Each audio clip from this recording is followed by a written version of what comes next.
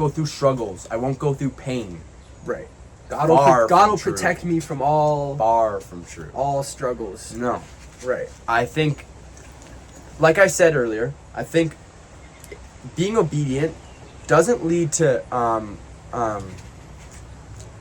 any materialistic thing, any good situation, but it leads to His presence. But seek first the kingdom of God and His righteousness, and all these things will be added to you. I am the Alpha and the Omega. Hey guys, this is Holy Bible Bros. I'm Owen Donkers. And I'm Eric Regier. So today we chose to talk about prosperity gospel. I mean, we talked about it last time. Yeah. I also kind of was pretty wrong with what I was saying. I looked back on it and we did some research, but Did a little digging. yeah, I mean, I was kind of saying that, I don't even remember the exact words I said, but I was acting as if you being for the obedient. train. Yeah, there's a train in the background. I don't know if they can hear that. I hope they can. But it's I looked at it as if you being obedient, you get stuff out of that, but I mean, which is kind of a bit wrong the way Yeah. to look at it. Yeah. But main thing we're looking at for prosperity gospel, just to start, is just a lot of people think prosperity gospel has to do with money, Mm-hmm.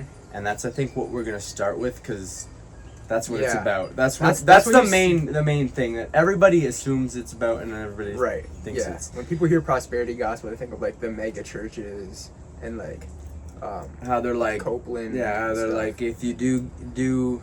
if you be obedient and do certain things, you're gonna get stuff, you're gonna get money out of it and be rich out of it. Yeah, and a big one is tithing. If I give $10, God will give me back 1,000. Yeah. And I mean, that's We unfortunately the have belief. a few different verses that we wrote down just to go through, and I think they can really help with understanding what's against the prosperity gospel, because I think what they do with the prosperity gospel a lot is they just take things out of context. Yeah, exactly. And I mean, it's easy to do in anything in the Bible, really. A lot of people do that. Very rarely is one verse picked out of a passage enough to give. You really can't just pick out one verse. It doesn't Yeah. really work. I mean, look at tattoos. You pick it out and it looks like it's bad, and then you go back and look and you're like, well, I guess I can't cut my hair. I guess I can't wear clothes that are two different fabrics. It's like picking a sentence out of Yeah. a novel and then being like, this is what represents the main character. Yeah, I mean, you can't do that. If you only pick the parts where the main character makes mistakes, then you're probably gonna think the main character is the villain. Yeah. It's not true. I mean, God doesn't make mistakes. So. yeah, I know. That's not how it is in the Bible. But it's just because there's context, right? Yeah, exactly. There's context to everything, and I think the Bible definitely. You can't describe something the same every single time, right? Yeah.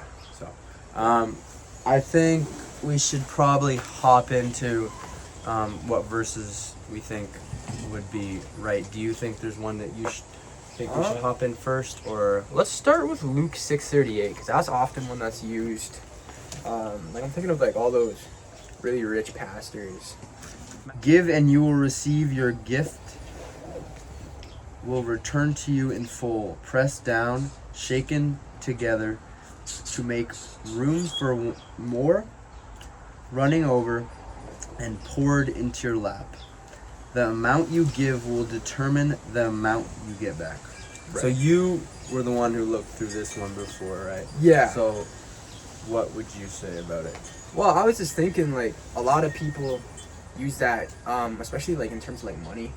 They'll be like, if I give $10 to the church, God will bless me later on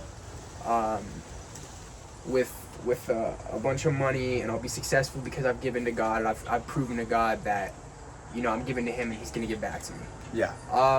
Wait, can you go back to the verse, thing? yeah, sorry. And a lot of people believe this. Or no, I don't know about a lot of people, but when taken out of context, of course that sounds amazing. What, It's do you you're want me using to God read- as an investment almost. Do you want me to reread it, or?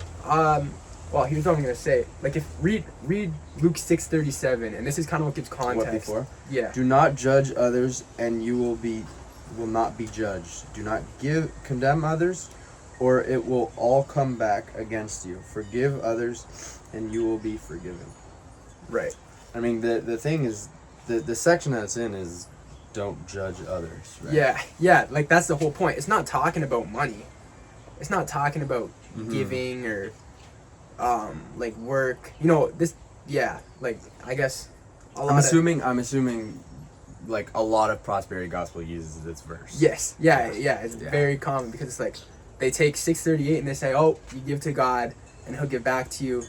That's not all including the like 637 gives it context. It's talking about mercy and forgiveness. God's saying, if you give mercy and if you give forgiveness to your peers, I'll give mercy and forgiveness to you, right? And it's almost in like a holiness sense where you become wealthy almost in holiness, not in material. It doesn't even, there's not even a direct correlation that it says that it's money. It just says give. Yeah. And that doesn't exactly mean it's money. Yeah. And like within context, like it's talking about mercy and forgiveness. Like it's referring to that. 637 is talking about, you know, forgive, give mercy.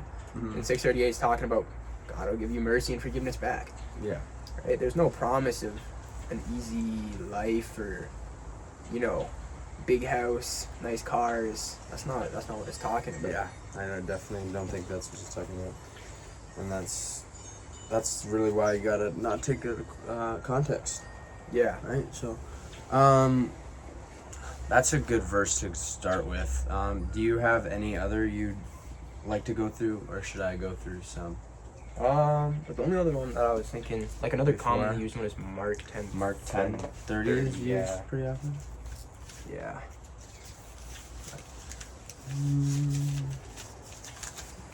10:30.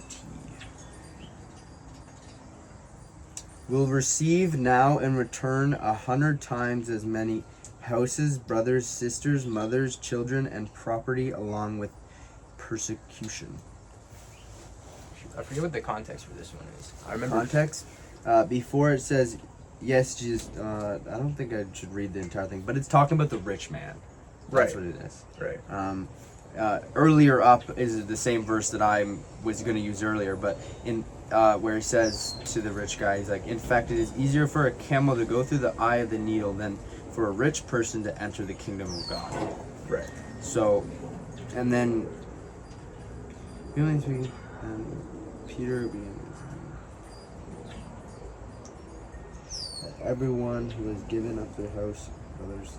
Oh, and it talks about like just giving up your stuff. Right.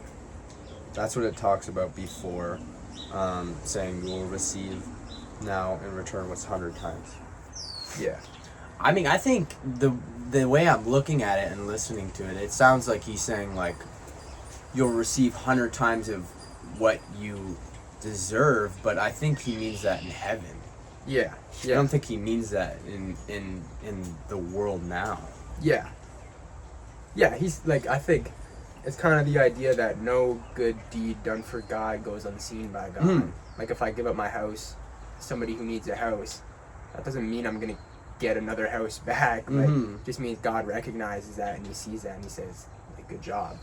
Yeah. You know? Well, like he's going to tell you, well done, and he's going to be happy for what you did, but it doesn't mean you do it for something. Like, God does not want you doing stuff for things in return at all. Right. That's not what he's trying to do. Right. Oh, shoot, I remember. I watched a little video on this before, and one of the things that stuck out was, what did the guy say? He said, giving and expecting something in return is not charity, but that's like an investment. Yeah, that's right? what it is. It's not charity. Yeah, exactly. God asks for charity. He doesn't ask for you. He's not a bank. And it's also like not loving at all. Yeah. If you think about it. Yeah. Like you giving to your friend like $10 to give him that, and then you're like, you need to give it back to me. Yeah. Like, I remember, I like, need that. Remember when I covered you for food that one time? Remember that one time? You still owe me. Yeah. It's like, Nobody wants to be that. no. Around that person. No. I mean, like, it's understandable for sometimes people to do that if, like, they're actually, you know, struggling. Yeah. And they need that. But, like, if you're very nagging about it, then it's like, bro, it happened like a year ago, my G.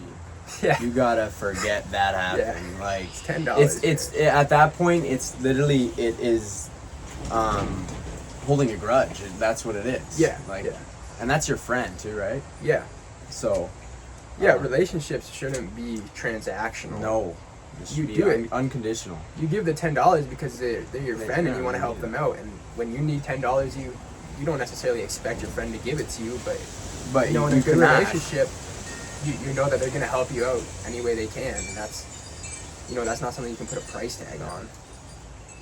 And I think with the verse up a little higher about talking about being rich is hard to get into heaven.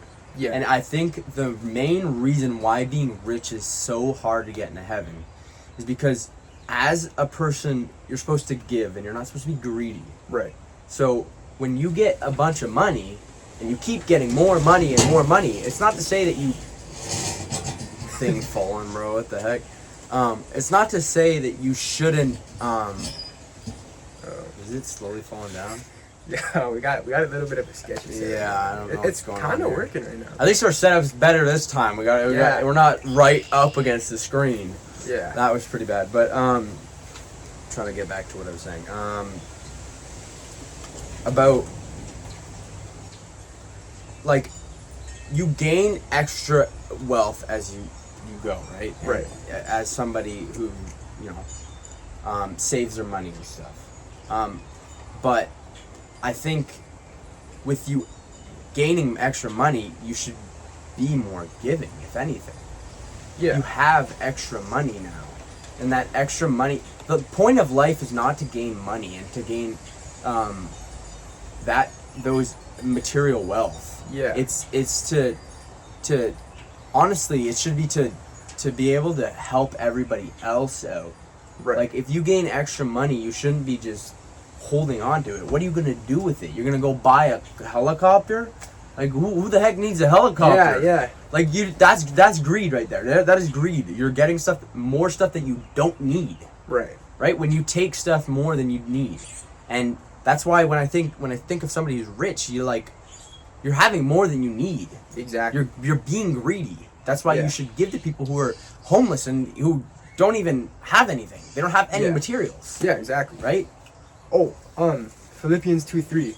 I think. We should probably get that out. Yeah. Okay, I think. 2-3. Yeah. I got it. Don't be selfish. Don't try to impress others. Be humble, thinking of others as better than yourself. Right. It's literally what I just said. Yeah. Exactly. Biblical proof. But yeah, you don't impress others or Right. try to impress others. I mean, I've recently been I'm not going through this, but like at Bible studies, we were recently talking about this at Movement, but it was talking about like, I think we were in Romans 16. I don't remember how it came up, but it's like talking about how impressing others, like the only person you really need to impress is God. Yeah. And you technically don't even need to impress him.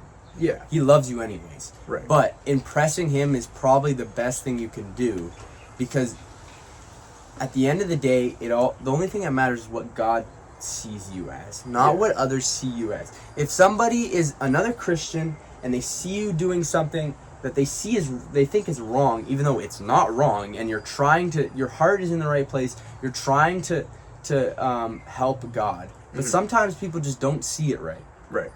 And they're attacking you for that. I think you need to think quickly and be like, does this really matter? Do I need to tell them and need to convince them? No, you don't.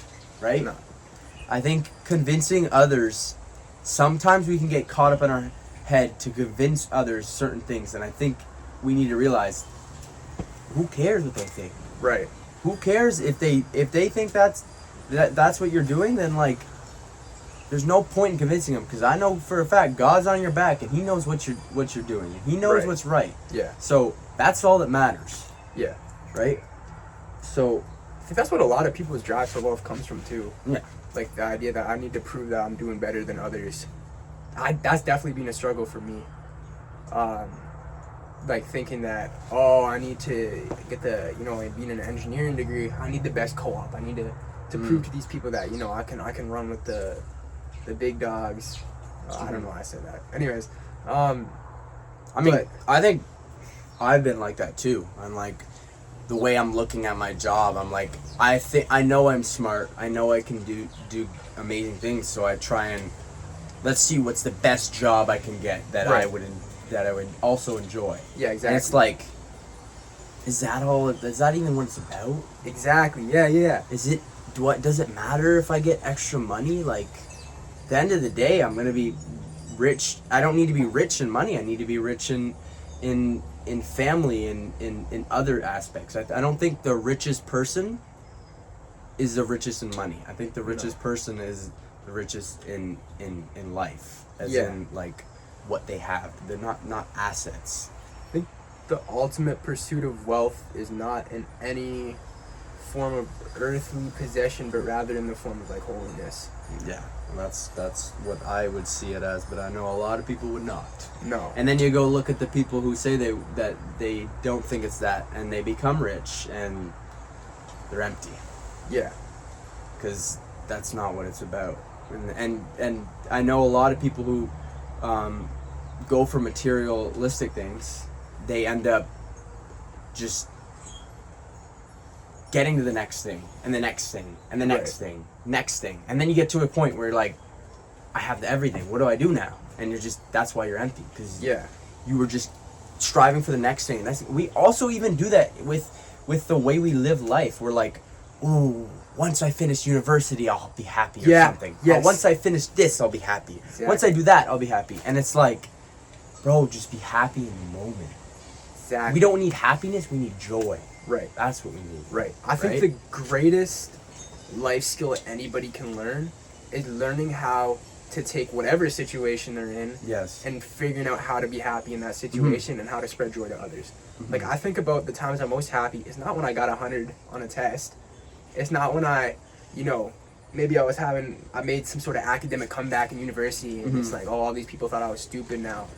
Now look at me. That's not when I feel the most happy. That's maybe when I feel the most arrogant. It's the journey, honestly. It's not the destination. Exactly. The destination, you think back on your life and you think the destination, oh, I finished high school eventually. And it's like, I don't think I enjoyed the end of high school. I think I enjoyed high school in general. Yeah. Yeah, like I think about the happiest times. The happiest times were when I had like $100 in my bank account. I was just screwing around with you guys anyways. Like I was just, you know, we were going on hikes and stuff, and like we were in the moment. That's when I was the most happy. Well, I think even I you got paid. looking at the Bible, look at one of the happiest books. Pretty happy. I think I don't know which book it is, but I know it's from Paul. It's why do I not know? I want to say Proverbs, not Proverbs. No. I want to say Psalms, but that was like David, or something. But I don't know which one it was, but it's like one of the ones Paul made. And Yeah. you look at the book is very happy and it's very fulfilling, but where was he? Right. He was in prison. Yeah, exactly. The worst situation. He could be. I might have been Philippians. I think it was Philippians. That's Yeah. what I think it was. Yeah. I was pretty positive. I've been like reading through Paul letters. Yeah. That's actually that's But- funny that you say it. Yeah. But it's amazing to look at it. Like it's an amazing, joyful, happy book. Right. But it's in prison, bro. Yeah. This guy is being imprisonated for something I think he didn't even do anything wrong.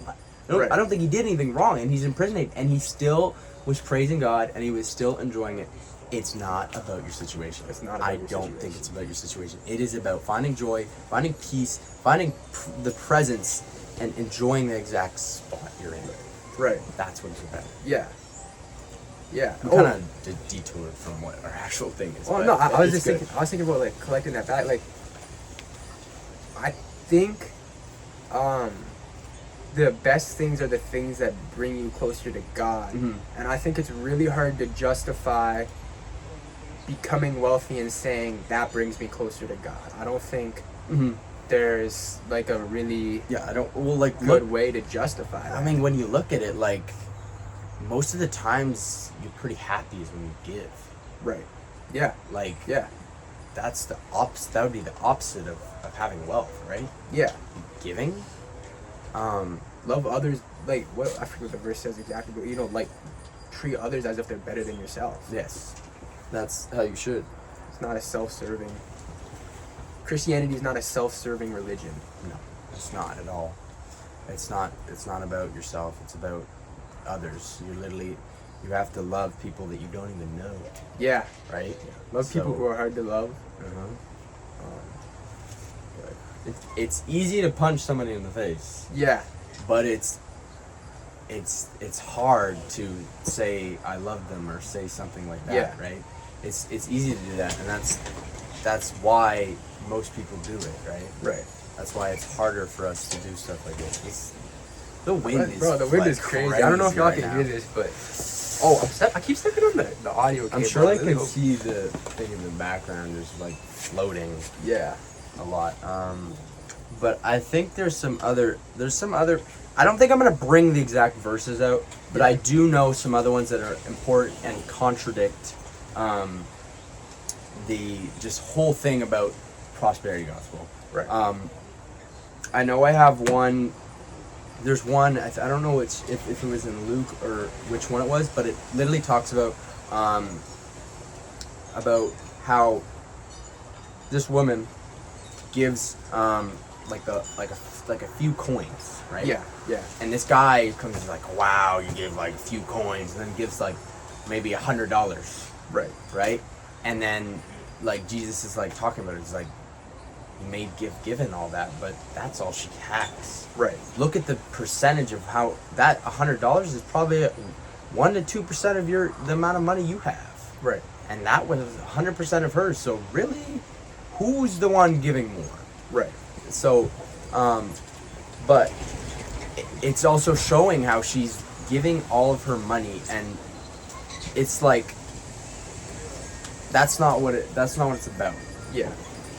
It's not about how much you give or anything like that. It's about giving what you have. Yeah. Right? I don't think I was trying to correlate that to prosperity, but it's like not exactly a direct correlation. Yeah, but it's talking about, you know, you can accumulate all this wealth and be like, I'm such a good Christian, God's given me all this stuff. Look at me giving some of it away. What do you mean some of it? This lady just gave everything. Like, Yeah. you're talking about giving away some of the wealth that, for the record, God has given you that wealth. You know. Well, like even look at there's another one too. I don't remember which book it is. I think it's Luke. No idea. But the rich man who comes up to Jesus and he's done everything and he's like, okay, now I got one more thing for you. Sell all your possessions. Right. And he's like, I don't think he says anything. I think he just leaves. Yeah. I think that's what happens. Yeah. He just leaves. He can't do it. Yo. And that's a direct correlation. If God wanted you to be prosperous and have a lot of money, then I don't think he would say something like that. Sell all your possessions? That's the direct opposite of Exactly. wanting material wealth. Yeah. Right? Yeah. So I don't think that's what God wants for you. The best way I like to put it is that being obedient to God, right?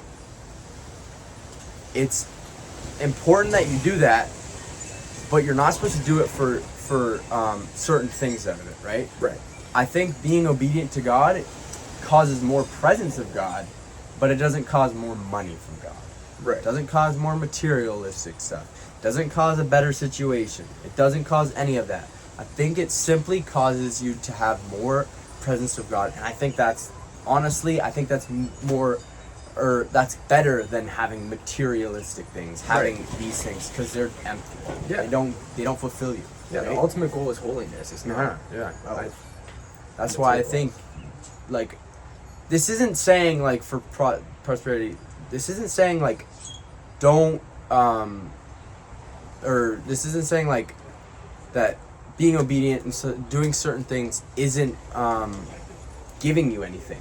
No. It's just saying it's because it's giving you holiness. It's giving you presence. It's giving you all these things. It's just not giving you something like materialistic things. Right. It's not giving you a better situation. No. It's not giving. God never said that. God never said your life's going to be easy. He actually said it's going to be hard. Yeah, the one thing he kind of promises in the Bible is that you're going to be persecuted for living. Yes. But he says there's joy in that. There is joy in being persecuted. Yeah. Like, to be persecuted and still praise God is powerful.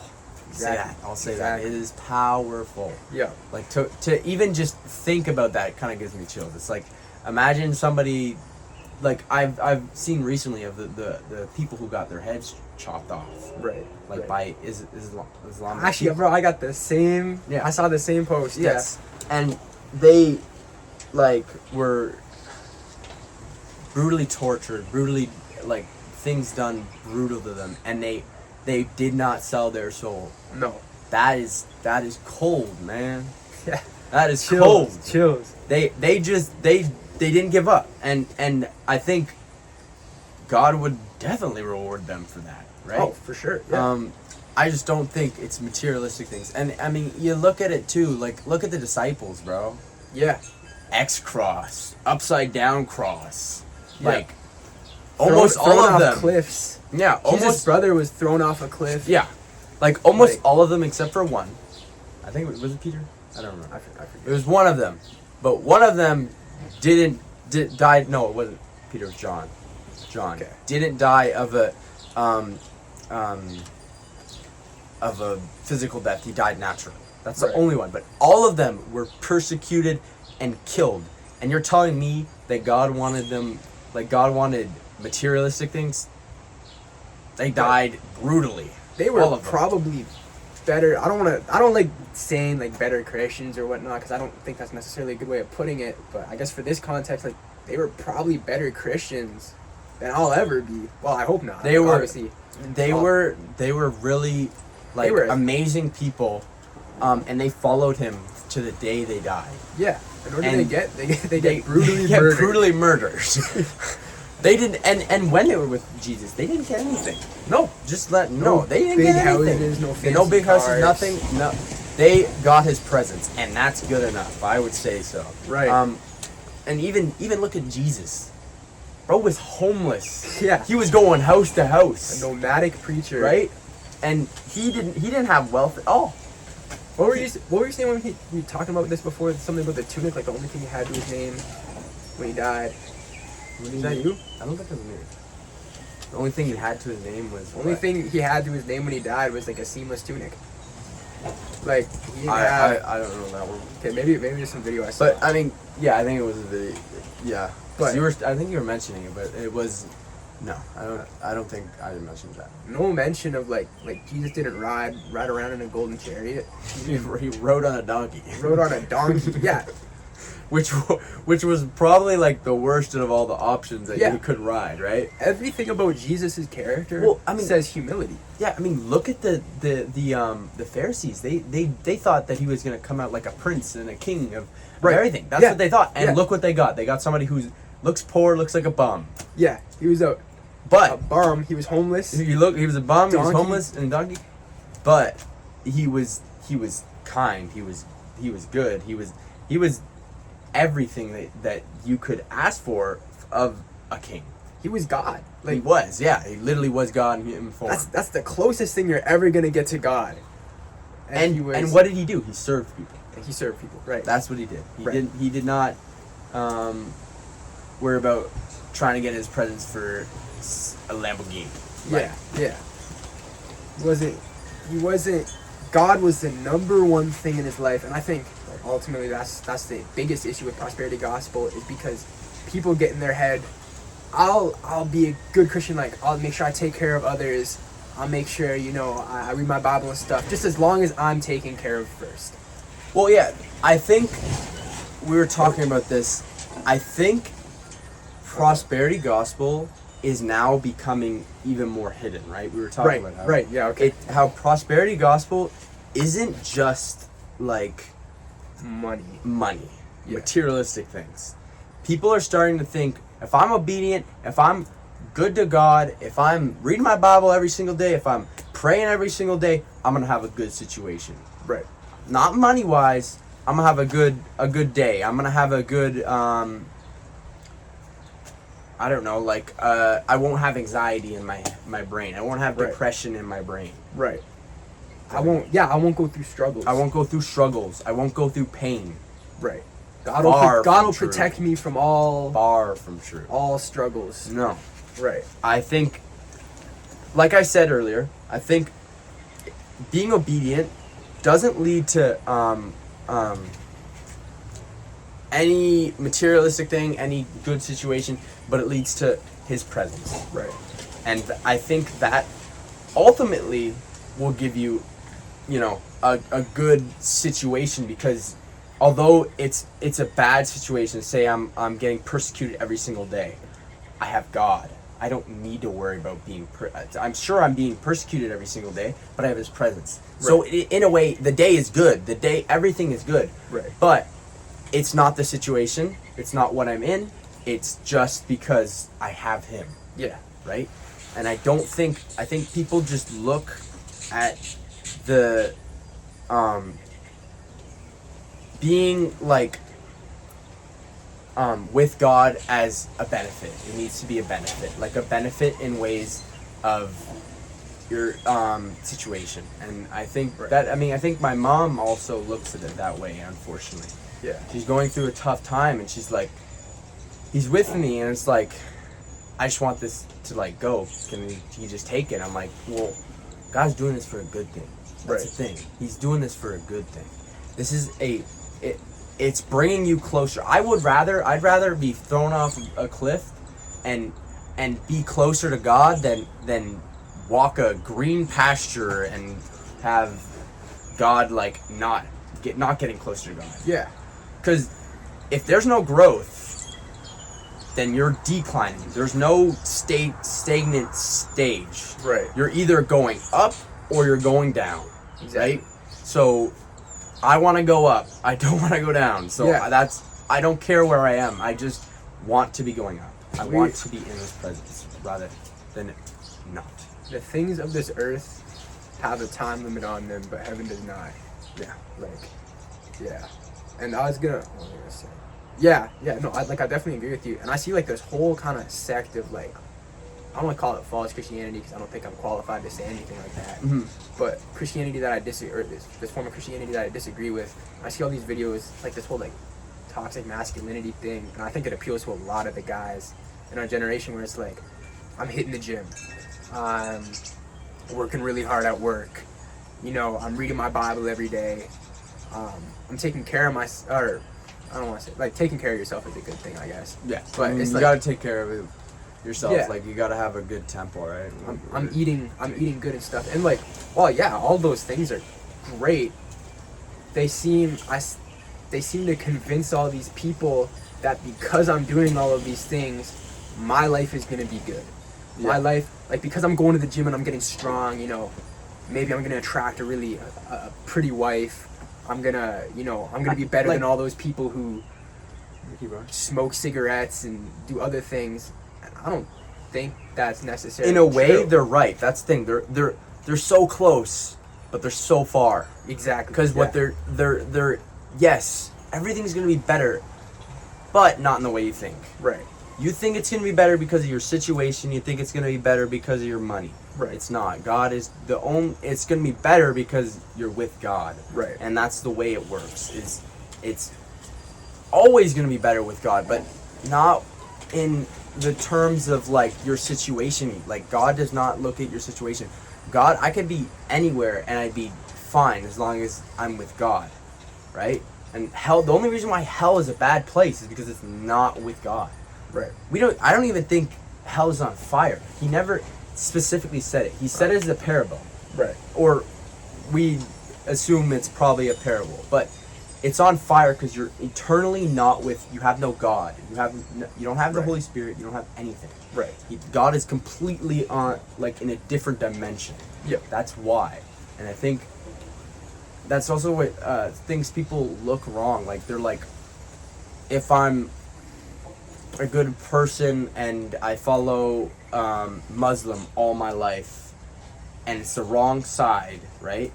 I don't follow Christianity, I'm gonna go to hell, and it's like, yeah, unfortunately you are, but Yeah.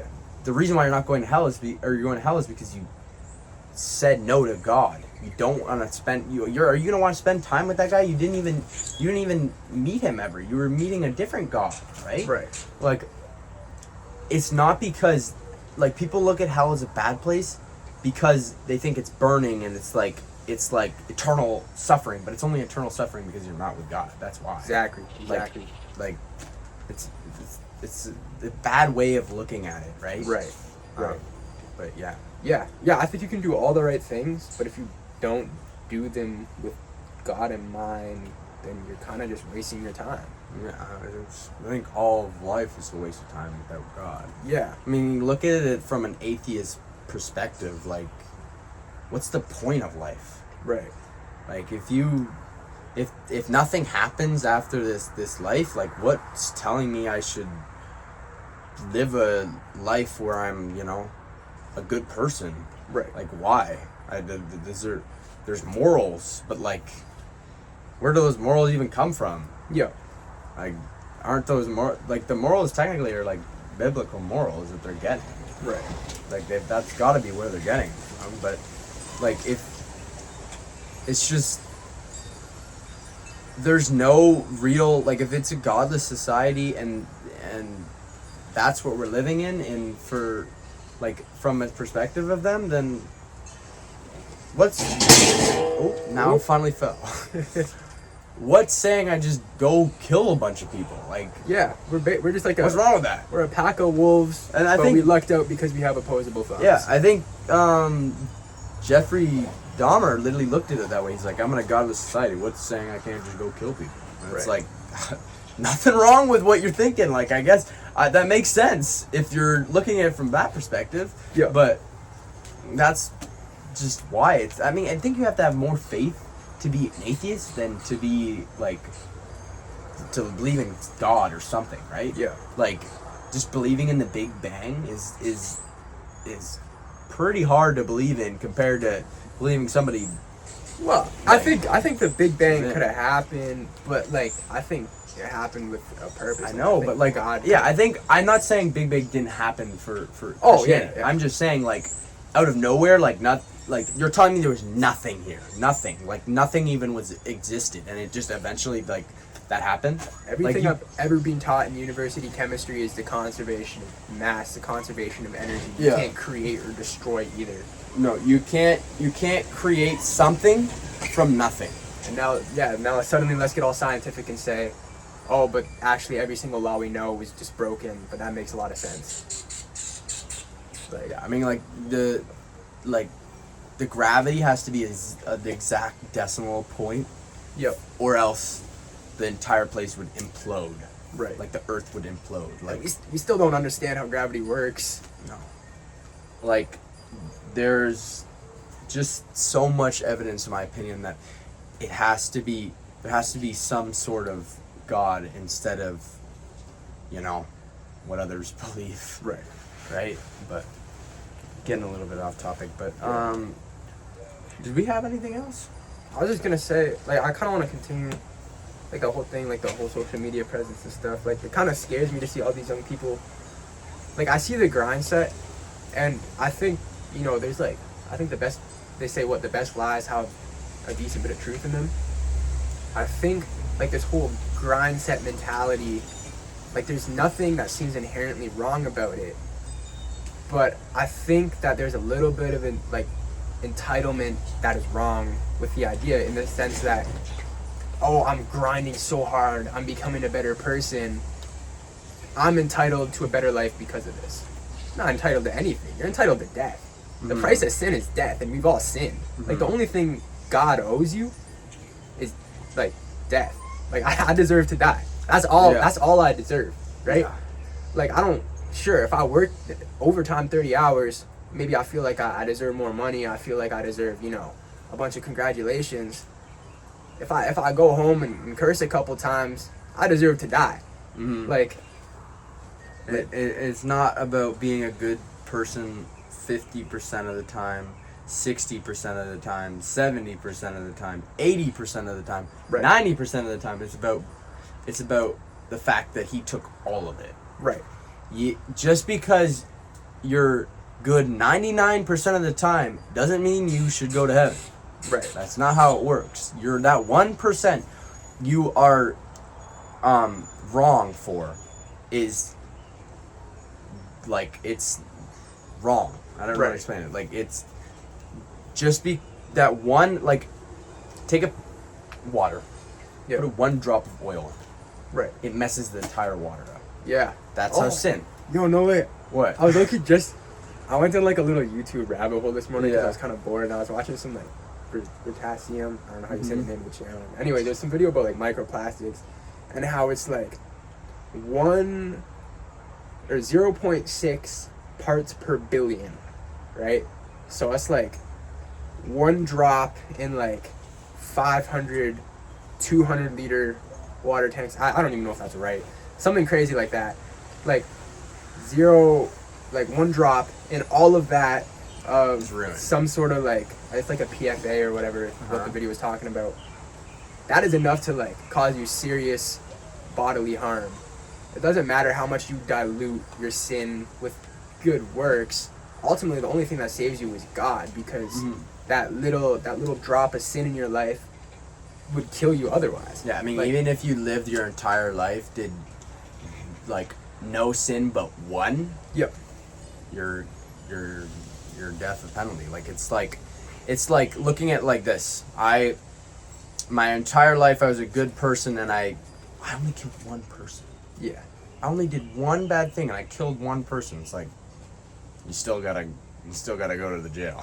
Yeah. You're not, all the stuff that you did before, like you were giving to the homeless, doing all this stuff. You killed one person, and you're going to jail. It's the same way. You did one single sin, you're going to hell. Right. That's where you belong. But the good news is, Jesus died on the cross for us so that we don't have to go to hell, right? Right. He's taking all of that sin, and he's washing you clean. Yeah. Exactly.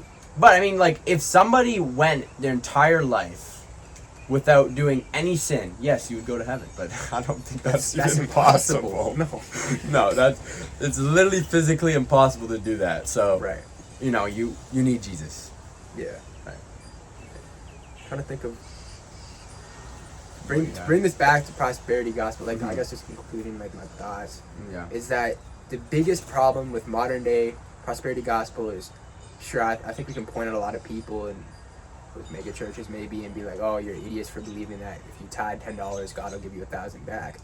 I think there's negatives in every single church, though. That's true. No Like, church is perfect. I don't think. Mega churches, there's negatives in mega churches. There's negatives in small, tiny churches. Yeah, Like, it's the good gossip in small, tiny churches can get around. Oh, for sure. And it's typically bad. But mega churches typically have problems with, like, being able to get to everybody, being able to make sure everybody's doing well, right? But Right. I think there's definitely negatives to every single type of church. Yeah. I And do what you're saying. sorry, I kind of cut you off. No, that's a good point though.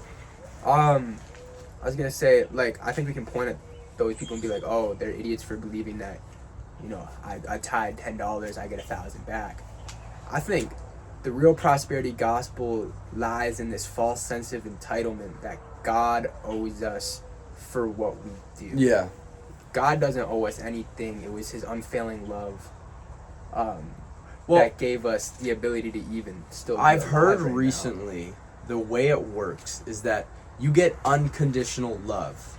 Yeah. But his promises are conditional. Right. The promises that he'll do are conditional. You need to be a good person and do certain good things for him to, for instance, heal you. You need, because that is a promise that he will heal you. You need to be following God right before he can, like, kind of heal you. Yeah, faith without works is dead. Yeah, that's what it's saying. So, but definitely, I think, even looking at how I was saying about presence, like, God will, like, your obedience will lead to presence. Right. It will, but don't do it just for that. Right. I mean, yes, you want presence of God, but like don't be doing in a way, don't be doing anything for something. Right. Right? You just do it because you love him. Right. You're not entitled to any return. No, you're not. Oh yeah. I guess that's like my concluding thought on like modern day prosperity gospel is it's not just money. People think they're entitled to other things, Mhm. a good life, an easy life. God doesn't ever say any of that. Nope, he's not. So Finally, brothers and sisters, rejoice. Strive for full restoration. Encourage one another. Be one of mind. Live in peace. And God of the love and peace will be with you. So, I would just say for people, just to close it out, read your Bible. yeah. Most of it is, we went through like how important it is to context. For instance, there's a lot of pastors that will twist the Bible. Right. They'll pick a verse. They'll pick a verse and it seems like it makes sense, it seems like it's good, and then you really like go into the context of it and it's like, that's not what it was saying. Yeah. That's not what it meant. Right. So I think the main thing I want to say is you should read your Bible for yourself. You should not even listen to us. Like, Yeah. make sure you read. You can listen to us. Make sure you read your Bible and actually understand what's right, what's wrong, Right. for yourself. And I don't think I really have anything other than just like the prosperity gospel. If you don't agree with us, if you are somebody who believes in the prosperity gospel, go ahead. I would encourage you to read your Bible. I would encourage you to do your research, and if you come back and you think that the prosperity gospel is true and it's right, then that's not on us. That's on you. You believe that, and I'm okay. Like if you really think that's what it is, then I'm not gonna judge you for it. I'm not gonna Right. judge you if you think that's how life is meant to be. So, like, I don't know if that's what you think is right. Yeah. I'm not gonna judge, I see what you say. but I think that's about it. I think that's it. Yeah. Huh. Yeah.